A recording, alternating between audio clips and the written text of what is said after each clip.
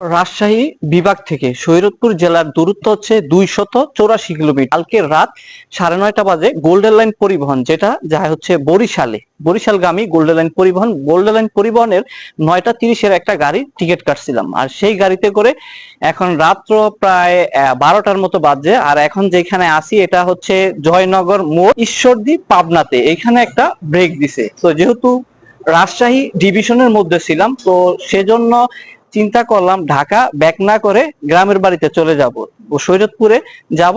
আর শরীয়তপুরে যাওয়ার যেহেতু আমাদের নির্দিষ্ট কোনো রাজশাহী থেকে কোনো গাড়ি নেই, সেজন্য যে সকল গাড়ি মোস্তফাপুরের উপর দিয়ে যায় বরিশালগামী, সেই গাড়ির একটা টিকিট কাটছি। আর মোস্তফাপুর থেকে আমাকে ভেঙে মাদারীপুর পার হয়ে তারপরে যেতে হবে শরীয়তপুরে। তো শরীয়তপুর থেকে একদম যদি কেউ রাজশাহীতে যান, সেক্ষেত্রে নির্দিষ্ট জায়গায় পরিবহন গুলা ব্রেক দেয়, যেহেতু লম্বা একটা জার্নি থাকে, সেজন্য